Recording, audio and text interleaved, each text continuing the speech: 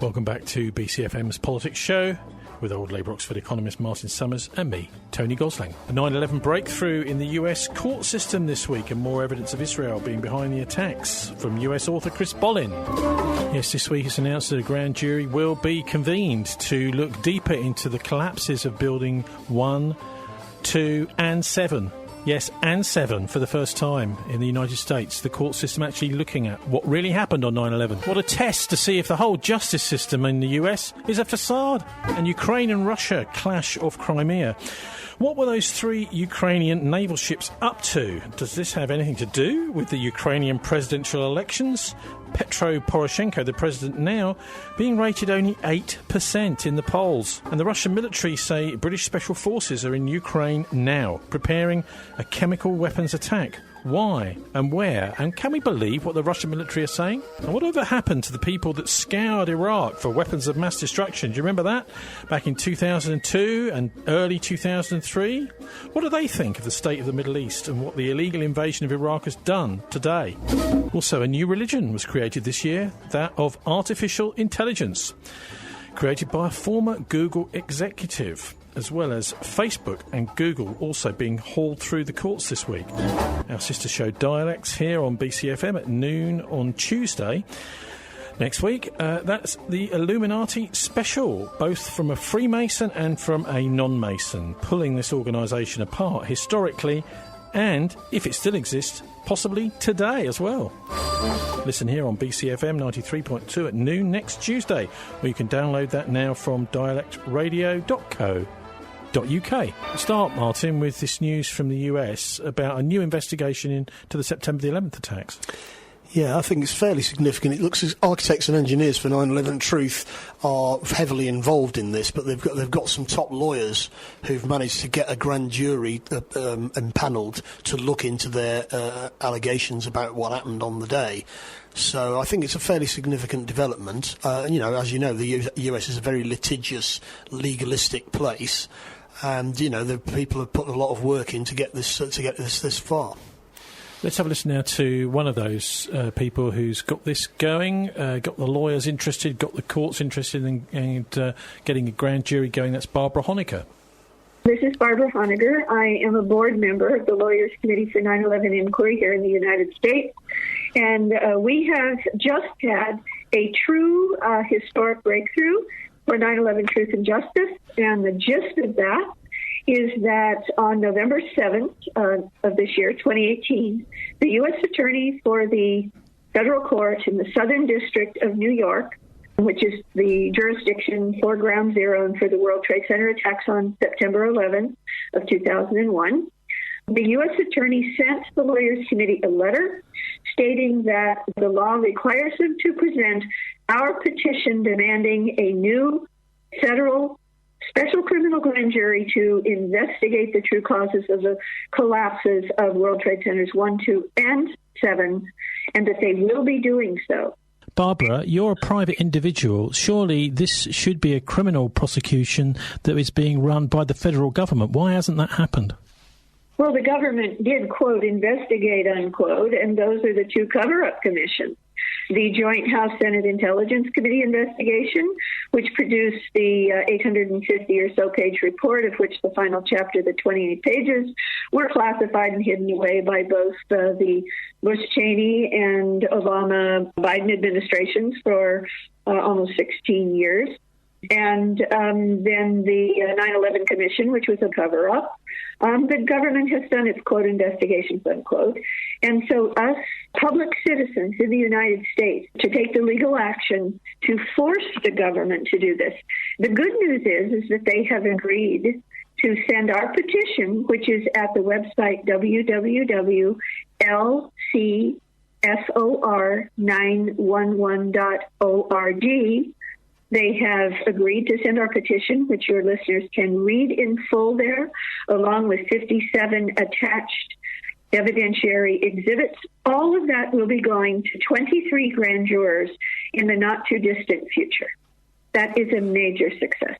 There's a lot of work gone into this, as you can see. I mean, there are various organisations now that are pursuing this. Architects and Engineers, obviously a very reputable organisation full of architects and engineers, but you've got the lawyers for 9/11 Truth, you've got pilots for 9/11 Truth. My particular favourite is military officers for 9/11 Truth. Eventually... Isn't it a guy called Stubblebine, a former general? Stubblebine is the most senior US military person. Who's a Major General. He's worth. He's out there on YouTube. You can see what he's got to say about this. Eventually, this is going to come back and bite them in the bum. Of course, it is. What about the BBC? Because we've seen, Barbara made a big point there of saying, well, Building 7 needs a proper investigation. The BBC actually did a programme in their Conspiracy Files series, produced by Mike Rudin, which said, actually, there's nothing to see here. It just fell down, this building, and fires brought it down, so it can't possibly have been controlled demolition. Well, the architects and engineers, as I say, stuffed with architects and engineers who actually build these buildings for a living, don't agree. Why would the BBC be saying nothing to see here? Because the BBC is basically a controlled news outlet. I mean, there are some good programmes on the BBC. I think of some of the documentaries and wildlife that are produced in this city and so on. But their news output is very heavily slanted by, intelligence services and so forth. That doesn't mean that it's completely lies. I mean, Fox News is the alternative, and the BBC are better than that, but they're not much better. And the reality is that they haven't looked at any of this properly. That Conspiracy Files series was essentially a hit job on anybody who's questioning the official story, and that's all you can say about it. Sussex University Emeritus Professor Kees van der Peel was recently... he's written a book about Bilderberg as well, I seem to remember, from the 1990s. He's been censured, or there's attempts to get him removed from Sussex University for suggesting, even daring to suggest, that maybe the Israelis were behind the 9/11 attacks. Well, I mean, there's evidence to suggest that they were definitely involved, not least the 5 dancing Israelis who all turned out to be Mossad agents and even went on television in Israel saying, yes, we were Mossad agents, but all we were doing was documenting the attack. But, of course, to document the first plane hitting the first building meant that they knew the plane was going to hit the building. That's what they were doing. They were videoing it. And they were arrested. And they said, yes, well, we weren't doing anything out of the order. We were just documenting the attack. A surprise attack that nobody knew about was going to happen, apparently, although they did know it was going to happen. Actually, about 3 weeks ago, 6th of November, the Daily Mail reporting, Sussex University is investigating a professor who claims Israel was behind the 9/11 Twin Towers attacks with help from Zionists in the US government.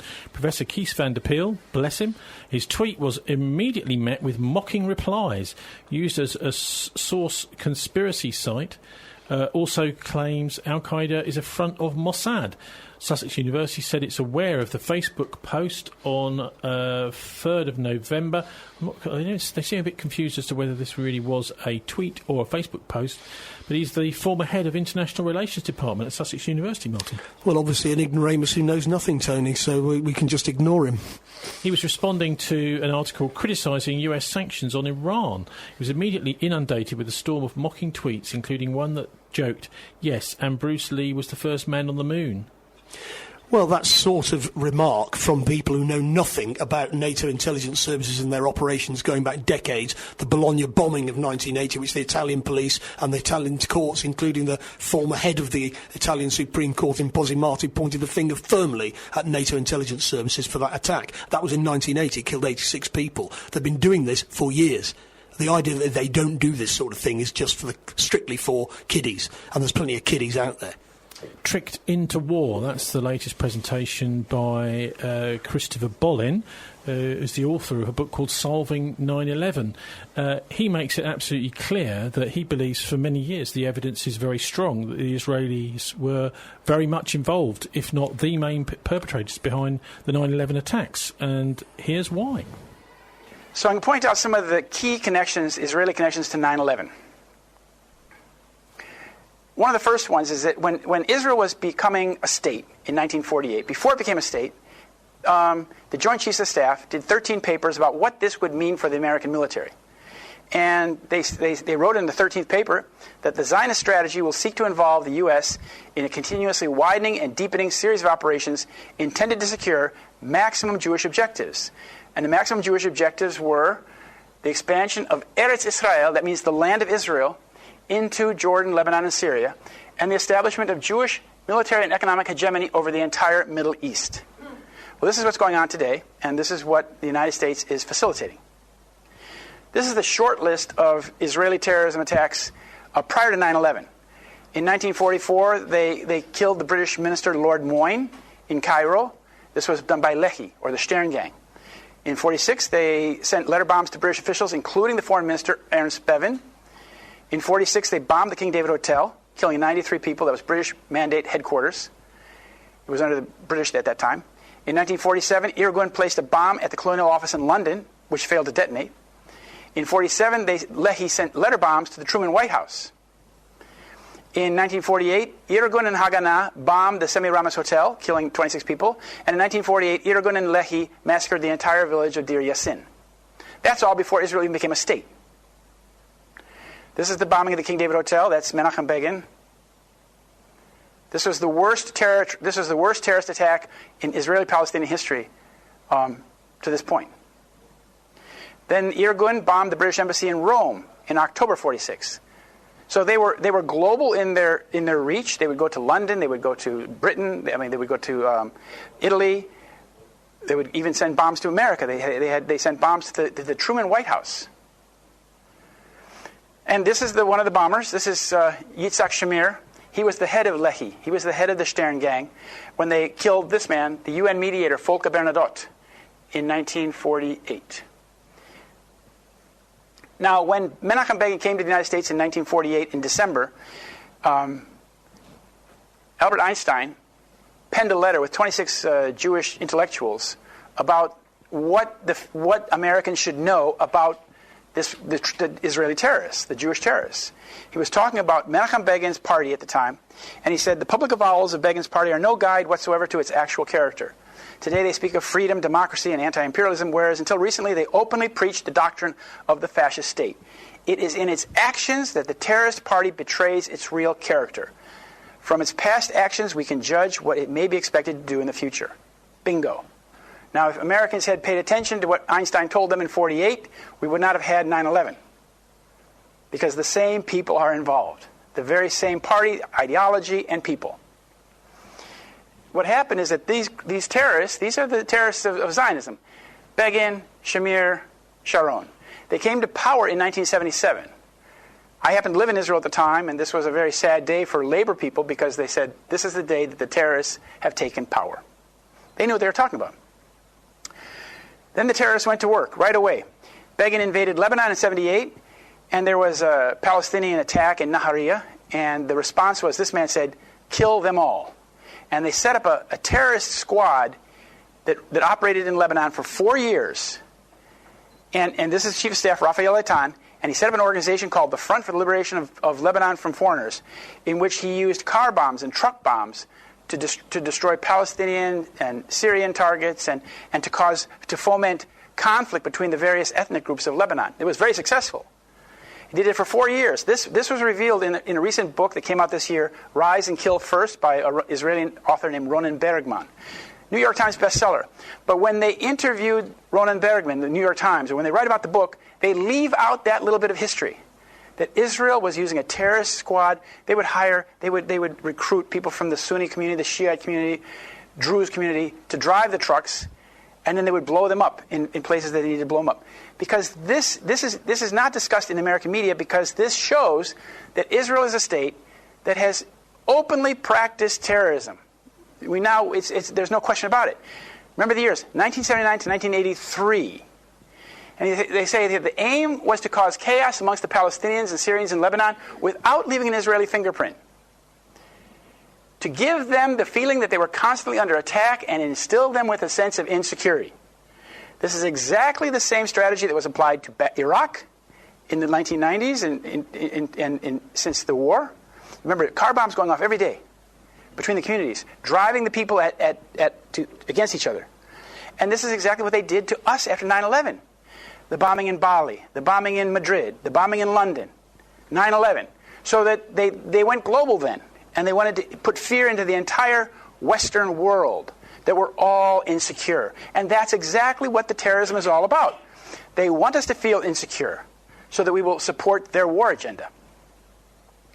Then in 1983, a nondescript group that had never been heard of before bombed U.S. Marine barracks in Beirut, killing 241 Marines. Caspar Weinberger, Defense Secretary at the time, said we have no knowledge about who did the bombing. This is exactly the same time that Israel was doing exactly this. And we now know from Victor Ostrowski, who wrote Mossadnik, who wrote about Mossad's actions in a book by way of deception, he said that Mossad knew the specific time and location of the bombing, but only gave the U.S. skimpy general information, which was worthless. So they knew about the bomb, they knew what it was going to be, where it was going to be, what the truck looked like, but they didn't tell us. That's like either let it happen on purpose or made it happen on purpose. And it's the worst, it's the largest loss of life among the U.S. Marines since Iwo Jima. Here are a couple of Israeli terrorists from the 1950s. This is Shimon Peres, Pinhas Lavon, and Moshe Dayan. These two characters play a big role in Israeli history, especially in the use of false flag terrorism. This photograph was taken a few months after they were busted for the Lavon affair in Egypt, when they put bombs, nitroglycerin bombs, in American libraries and British libraries and cinema theaters and cultural institutions in Cairo in an attempt to drive the British and the Americans away from Nasser, away from Egypt. But they were caught. And they're still smiling. After it was discovered by the Prime Minister at the time, Moshe Sherritt, he said that Shimon Peres shares the same ideology as Pinhas Lavon. He wants to frighten the West into supporting Israel's aims. And this is exactly where we are today. The whole name of the game of the terrorism is to scare us into supporting Israel's aims, to drive us as a nation, as a people, as a military, right behind the Israel camp, so that we become the fighters of their wars for them because we are affected by the fear. Well, I think that's a pretty accurate assessment. I think he's underestimating the role of NATO intelligence services in these provocations as well. Mossad are part of an infrastructure which also involves MI6, the CIA, and so on. It's extraordinary that we hear very, very little about the whole history of Israeli terrorism on our TV screens. Well, that's right, and it's not even just history. They're actually still engaged in it now. I mean, that book, Rise Up and Kill First, admits that they've carried out 2,500 assassinations in the last decade alone, and that's what they admit to. There's all sorts of other things which they haven't admitted to. The attack on the USS Liberty in 1967, when 30-odd US sailors were killed, that again was carried out by the Israelis. What about that Einstein quote from 1948 calling the Israeli state fascist? He's actually, surely Einstein is an anti-Semite then? No, Einstein is actually an honourable. I mean, you know, he had some like most people. He had feet of clay. He was quite racist about Chinese and Japanese people, I understand. But he was absolutely right about the right wing in Israel. The right wing in Israel basically are the Jewish version of fascism. That's what they are. And then people say that can't exist. I say, well, anybody can be a fascist. You know, anybody can be. You know, communists can turn into fascists. Anybody can turn into fascists. Is this if this evidence is proven, is it ever going to make any difference in the world? Do you think the Israelis are ever going to, real criminals, whoever they are going to ever have to pay for the 9/11 attacks and the massive war on terror they created? Well, Alan Sabrowski, who used to be the head of studies at the US Army War College and is of Jewish extraction, because he's not actually Jewish, he was not brought up as Jewish, he was saying, well, if the American people realise that the Israelis carried out 9/11, then the state of Israel will be liquidated. And I think as World War III comes over the horizon, the people in the right wing in Israel who think they're going to win World War III need to have a look at the naval and think, are we really going to win this? So how does 9/11 fit into this projected World War III you're talking about? Well, what will happen if there is a run-in with the Russians, for example, is the Russians have got loads of information on this. Ivashov, who was the commander of the Russian armed forces on the day, has already made it clear that the Russians have got loads and loads of intel on this, and they'll just dump it onto the internet straight away. Everything they've got telephone intercepts, they'll have all sorts of stuff, because at the minute they're holding back because they're trying to do a deal with the West. But once that deal's off and the fighting starts, one of the first things that's going to happen is all this stuff's going to come out.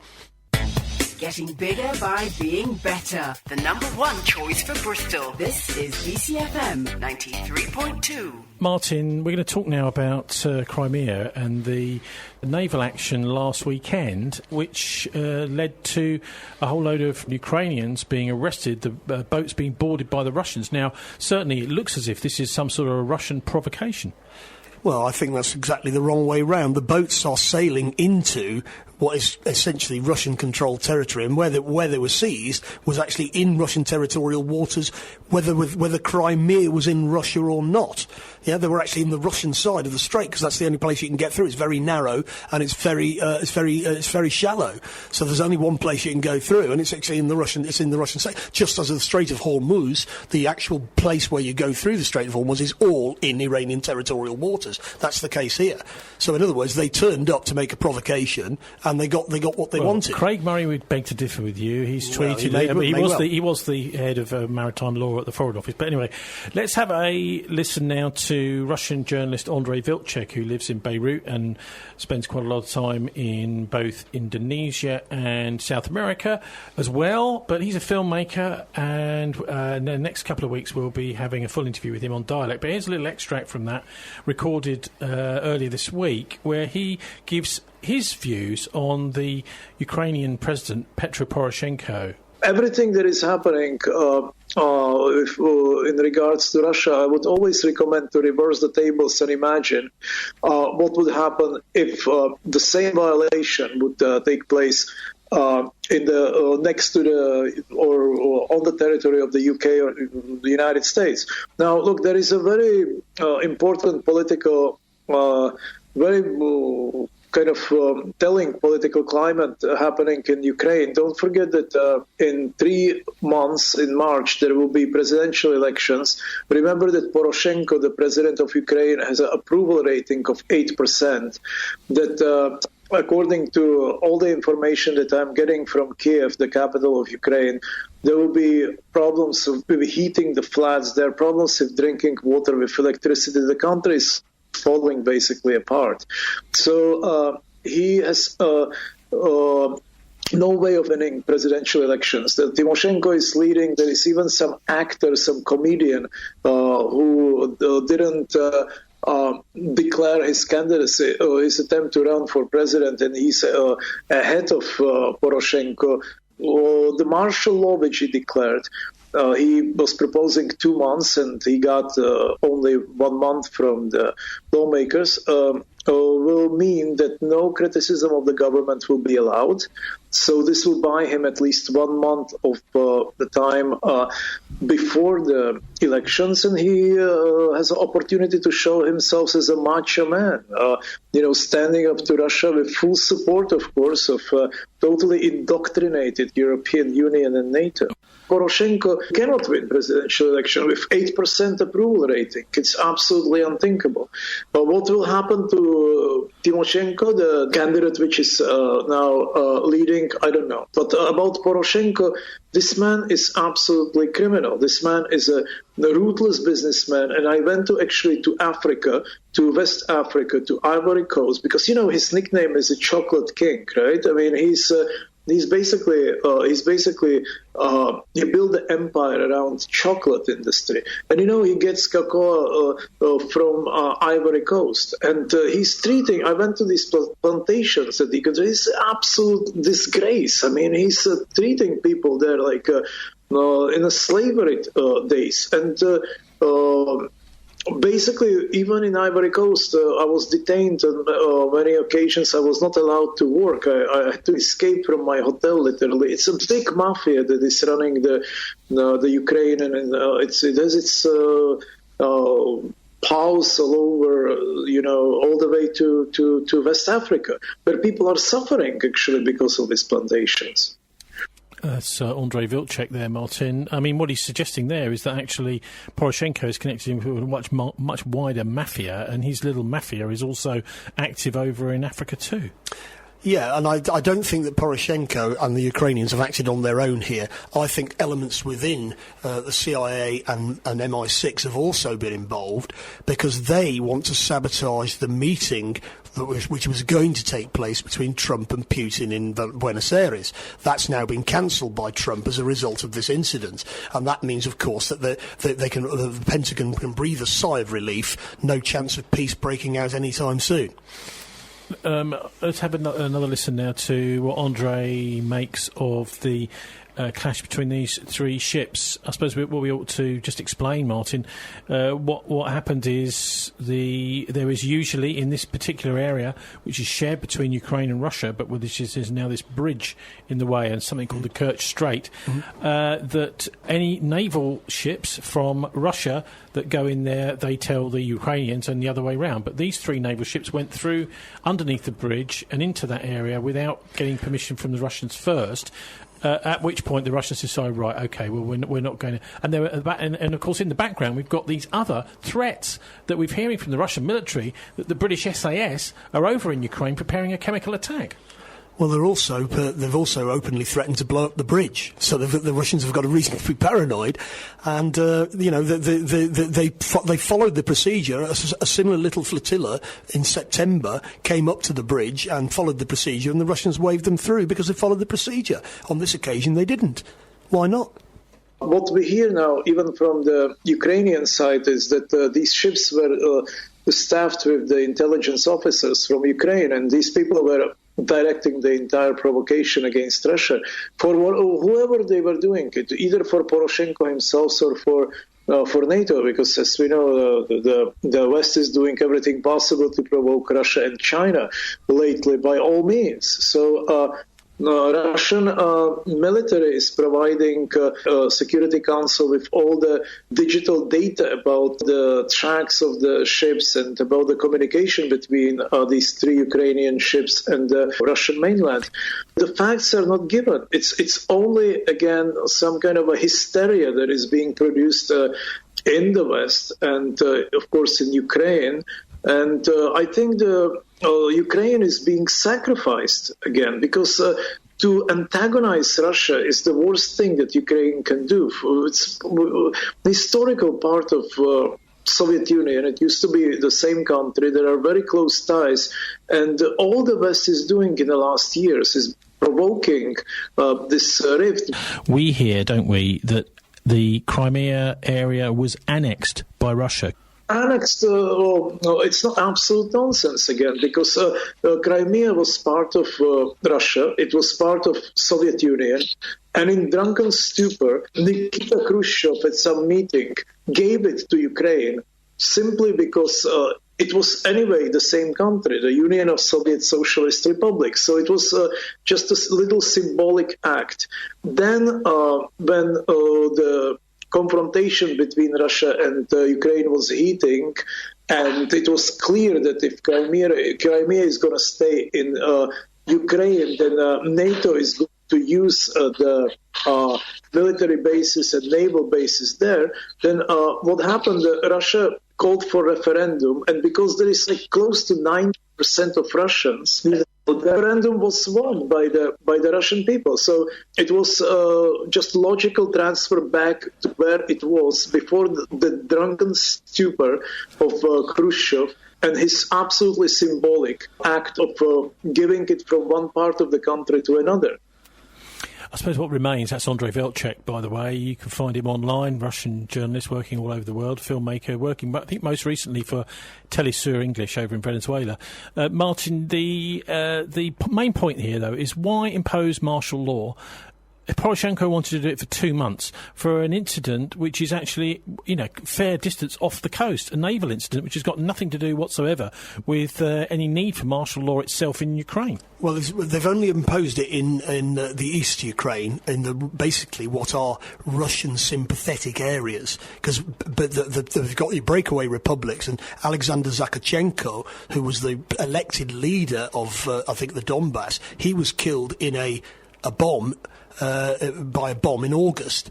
And if, for example, the Russians had killed a senior Ukrainian politician with a bomb, they'd be going absolutely nuts. But apparently, and I suspect British Special Forces may have been involved in this incident, they can kill the other side's politicians, and the other side just have to suck it up. So the Russians are accusing the British Special Forces... No, just a minute. The Russians are accusing the British Special Forces of planning a chemical provocation of some kind in the east of Ukraine. Well, whether that's inside or outside of the Donbass area and Lugansk is another question, but what is that? Could that be a credible threat? Well, I mean, the Russians exposed exactly... There was actually a chemical weapons attack in Syria this week, in Idlib, and it was carried out by the rebels. And so nobody was killed, but quite a few people were affected, and the West totally ignored it because it was carried out by the rebels. I mean, I found it very difficult to find this, but the Russian military definitely announced it. I'll put a link up on our show page to this Russian...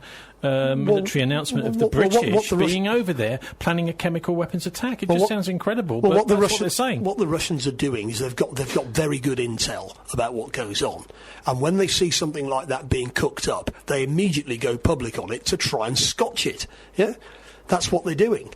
And they're actually doing a very good job of it. They were able to expose what's happened in Idlib because they said they even said where the chemicals came from. They were brought in by the White Helmets, the supposed humanitarian organisation funded by NATO, and they brought in the chlorine that was used in this attack this week in Syria. Although it's completely ignored by the mainstream Western media. It definitely took place, and it was definitely carried out by the Al Qaeda-linked rebels, who of course have been trained by British Special Forces. People don't realise this, but we've been doing this for years. Ask anybody in Belfast, they will tell you that's how the British are. Just yesterday, Britain is amongst 6 killed in a G4S camp compound in Kabul. Doesn't seem as if things are going all that swimmingly in Afghanistan, does it? All these years after, what is it now, 17 years after the NATO invasion? Well, the Russians, in fact, have just had a meeting in Moscow where they got the Taliban together with representatives of the current regime in Afghanistan to try and talk through a possibility of some kind of ceasefire and negotiated solution, which, of course, the Americans sent a low-level diplomat as an observer because they basically aren't interested. They basically want to have bases in Afghanistan to threaten the Chinese and the Russians with. That's why they're there. Representing the entire city, this is BCFM. BCFM 93.2. So let's have a listen now to Scott Ritter. He's the former UN weapons inspector. We haven't heard a lot from him since the early 2000s. In fact, I think it was even 98, 99 when he was running around. He was actually working for the UN, even though he was an officer in the US Marine Corps, but he was trying to find weapons of mass destruction in Iraq. Well, do you know what he said? He said, when I was working for the UN, I was actually working for the CIA. So when I pretended to be an independent UN weapons inspector, I was in fact working for the CIA, and he's come out and said blatantly that's what he was doing. And he said, do you know what I was telling them back in Washington? There were no weapons of mass destruction. I kept telling them, but they weren't interested in the truth. So what was going on there then? They'd already decided what was going to happen. They wanted to invade Iraq, and that was what, they were coming up with any excuse they could find. Let's have a listen now to former UN weapons inspector Scott Ritter, who we should be hearing quite a lot from. But we're hearing virtually nothing, of course, from the mainstream press about him. He's disappeared off the face of the earth, apparently. The war on terror in Iraq and Afghanistan and Pakistan has cost at least 500,000 innocent lives. Or more. I mean, I don't mean to laugh and minimize it, but the fact of the matter is the greatest threat to international peace and security is the American-led overreaction to the events of 9/11. I mean, we've basically triggered instability in the Middle East and in Central Asia that has manifested itself not in the elimination of terror, but the growth of terror. Al-Qaeda-inspired terrorist cells are global now. And the United States doesn't have, a plan in place to successfully counter them. We're spending $700 billion a year on a defense program that can't defeat, tens of thousands of lightly armed insurgents around the world. It's insane. But the lesson to be learned from this is the Security Council. I mean, the key here is the Security Council of the United Nations. It's a failed institution. It's an institution that has been and continues to be susceptible to corruption by its members, especially the 5 permanent members of the Security Council. What happened in 1991 with Iraq wasn't that the Security Council agreed on on the disarmament of Iraq. It's that the United States compelled the Security Council to vote in favor of a resolution it drafted to sustain its own, national policy. This wasn't about the world doing the right thing in Iraq. This was about the United States using the United Nations to achieve its policy goals. And this situation exists today, whether it's Russia in Syria or the United States defending Israel. The Security Council is a fundamentally flawed institution. And if we want to have a truly international approach to collective security concerns, we're going to need to reform the Security Council and basically dismantle the post-World War II order that the Security Council preserves and seek to empower, a different panel of nations that probably will be inclusive of the United States, Russia, France, the UK, China, but will include nations like Germany, will include India, will include Brazil, maybe third world collectives. But that may not be so far from reality, because there's been talk recently about potentially because of Brexit removing Britain, because Britain is not the power that it used to be in the world, from the Security Council, and also there's been sounds about maybe removing Russia from the UN Security Council because of some of their behaviour. What do you make of those two proposals? Well, if you're going to remove Russia, you got to remove the United States. And if you're going to remove the United States, you got to remove the United Kingdom. If you're going to remove the United Kingdom, you got to remove China.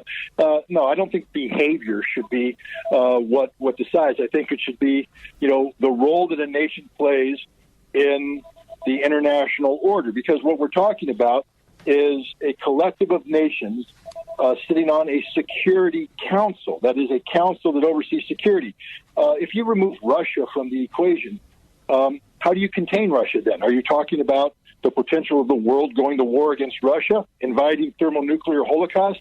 That's about as absurd as it gets. So, that's stupidity personified, talking about removing these nations from the Security Council.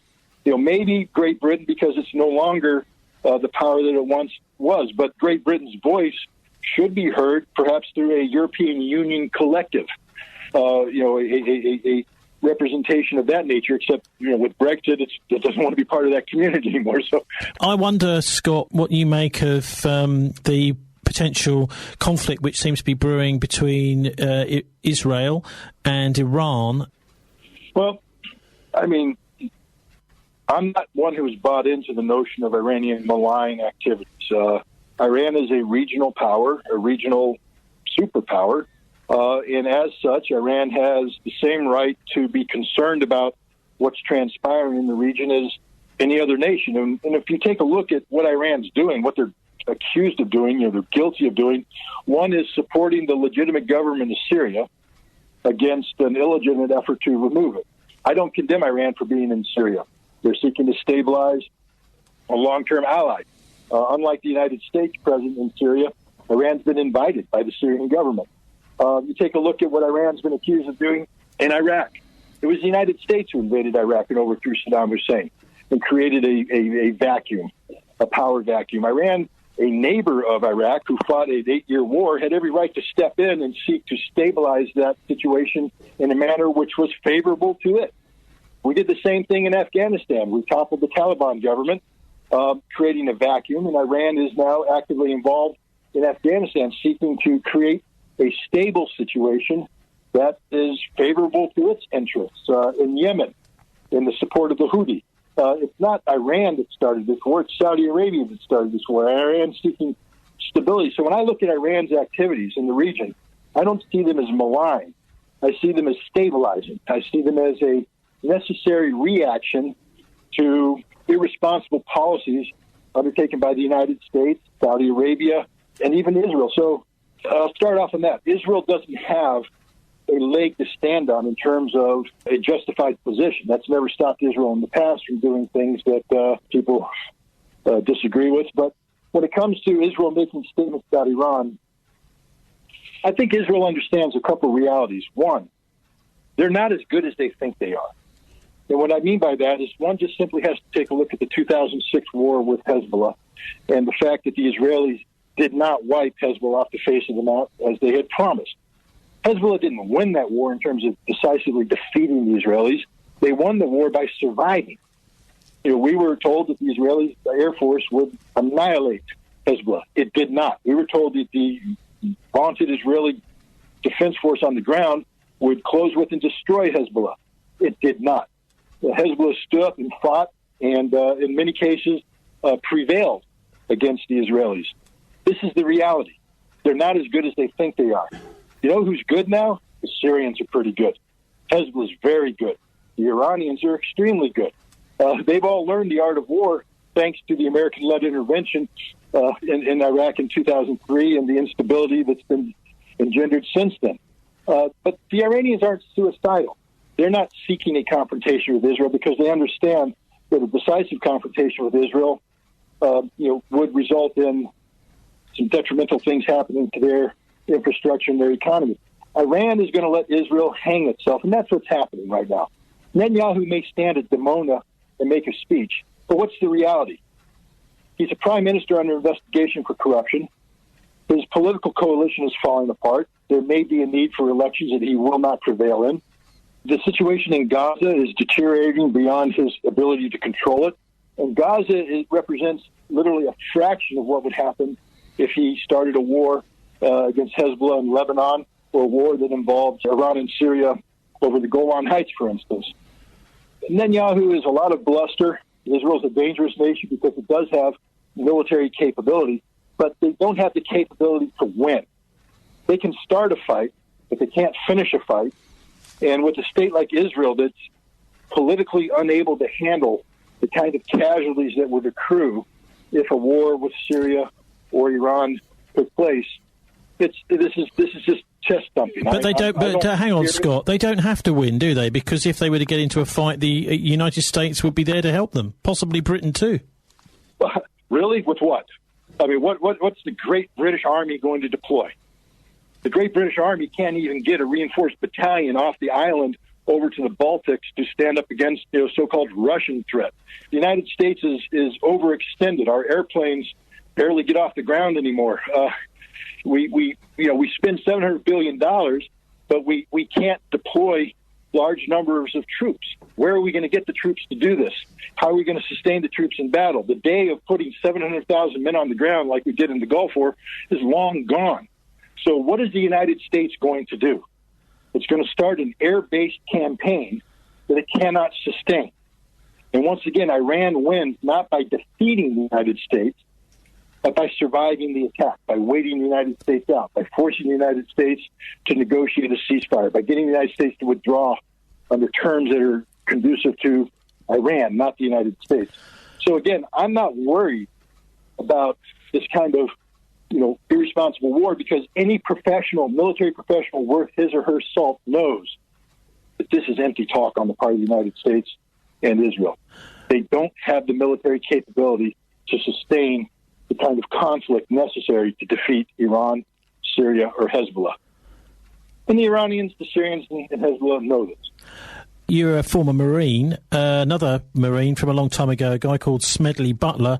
He was involved in putting down an attempt to take over the US government by Prescott Bush just before the Second World War. He wrote a book called War is a Racket, the idea being that war is there really just for profit. There's a lot of talk about principles, but it's really about grabbing resources and making money.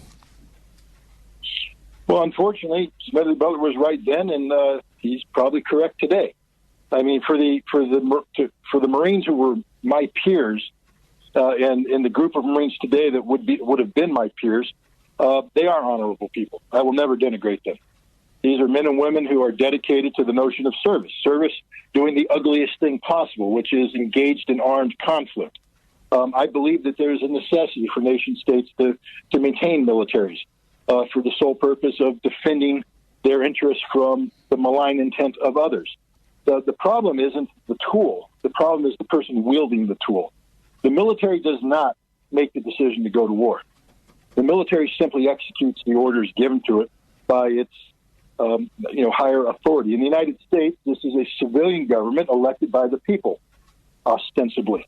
But we have a problem because the people are totally disconnected from this. If you take a look at Congress, they can't even agree to sit down and do what Congress is supposed to do, which is to, manage the president's ability to go to war. They're unable or unwilling to talk about amending 2001 provisions that allowed us to fight the so-called war on terror so that it reflects the reality of the present situation. We have presidents and senators and congressmen who, although the vote may be from the people, the votes are paid for by special interests. And so until which time you take money out of the American electoral process, Smedley Butler's correct, because it's special interests who are driving the political power in the United States, and it's the political power, these so-called elected officials, who make the decision on how to wield the military power. So the military does, in fact, become little more than a tool of these special interests carrying out operations that match, what's good for their corporate board as opposed to what's good for the American people. I must also ask you, Scott, about your prosecution. You were prosecuted for online chat of some sort with an underage girl, some kind of sex chat. The fact of the matter is today I stand convicted of a variety of charges. I went on trial, and I was convicted. I'm appealing that conviction. I maintain my innocence. I said I was innocent then. I maintain my innocence today, and no matter what happens, I'll continue to say I didn't do that. I did not have a sexual-related chat with an underage person. That never happened, and it never will happen. That's all I'm going to say about it. It didn't happen. There was not a sexual chat with an underage person. End of story. Former officer in the US Marines and also weapons inspector in Iraq, Martin. He was actually at the time saying it doesn't look as if Saddam has got any of these weapons of mass destruction, but Colin Powell begged to differ. Well, he spoke at Bristol University some years ago, and he said he said to the audience, he said, well, in actual fact, when I was a UN weapons inspector, I was working for the CIA. So, in other words, I was basically a spy. And what I was telling my CIA handlers was, they haven't got any weapons of mass destruction. What do you make of his analysis of what's going on today, then, that actually what's happened with the tension in the Middle East is that countries like Lebanon and Hezbollah, the Syrians now too, and Iran are actually growing stronger by all the sabre-rattling by the Israelis? Well, I mean, the fact is that the Americans didn't win the war in Iraq. The winners of the war in Iraq were the Iranians, and the current Iraqi government is aligned with Iran.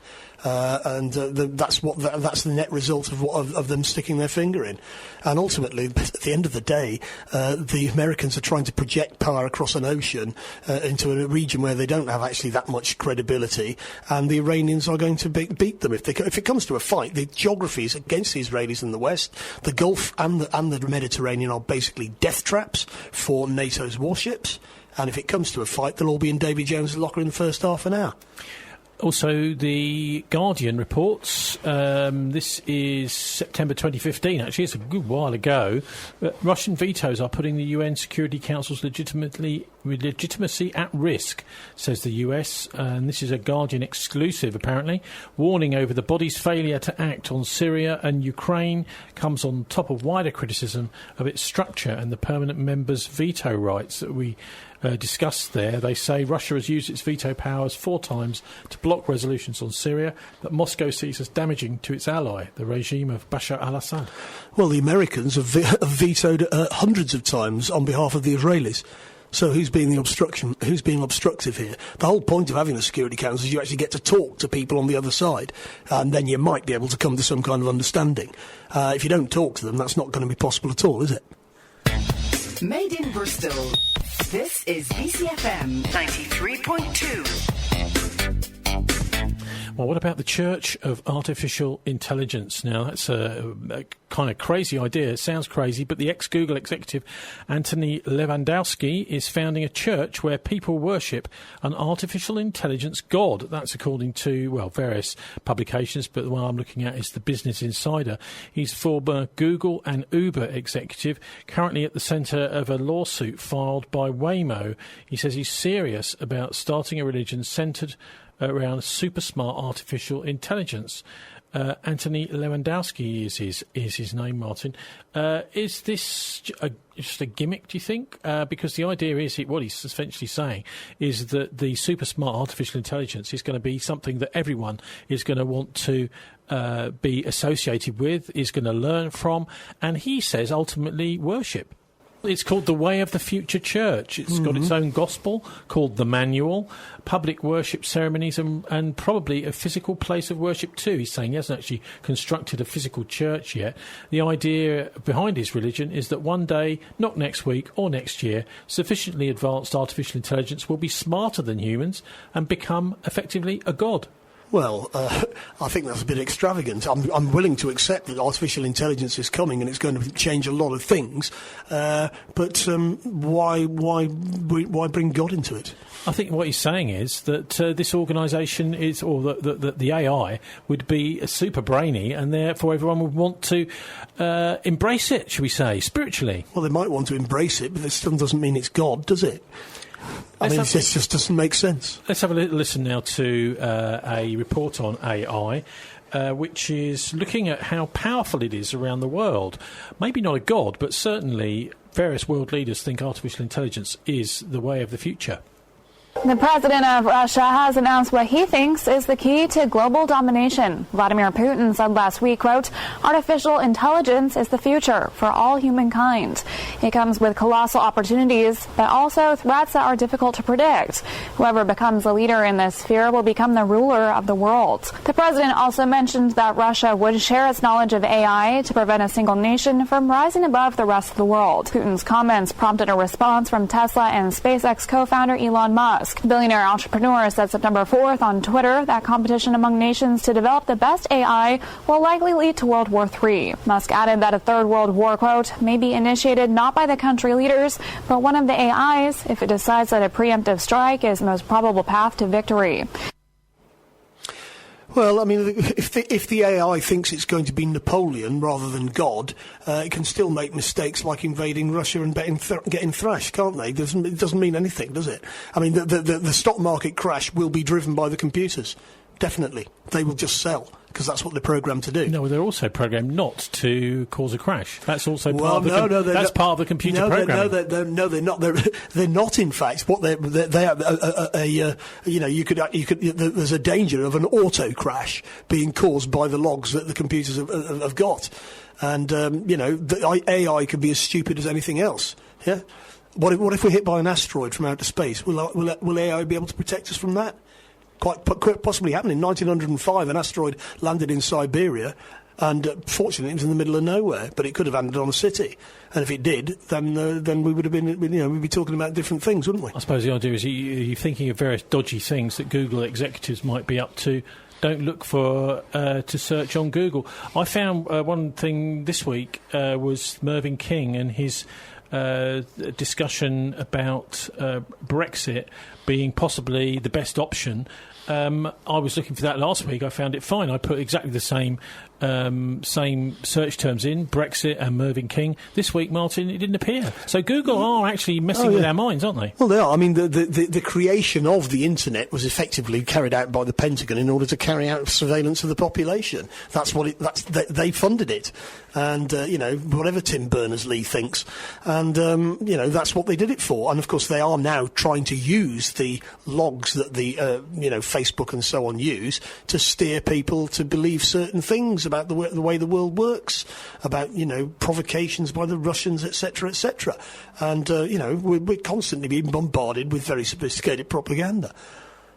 One of the most recent stories this week, and the big horrific story, of course, is Yemen. The Saudis and the UAE have blocked a UN call for Yemeni ceasefire, but this looks to me as if the Saudis are just doing the US and Britain possibly as well as dirty work for them. Well, what the British have done is they brought forward the idea for the ceasefire to the Security Council, but the Americans haven't backed it. So the British can then say, "Oh, we tried to put a stop to it, but hey, what can we do?" Meanwhile, the RAF are helping and British Special Forces are inside Yemen helping the slaughter. What's your analysis of the Khashoggi killing again? Because we're finding it now.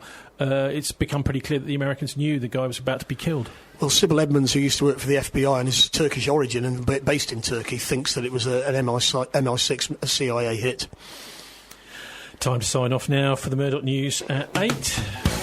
Coming up live on Facebook, it's Mohammed Makawi. You'll find this show's podcast, story links, comment page, and our contact details at thisweek.oneword.org.uk. I'm on Twitter at Tony Gosling.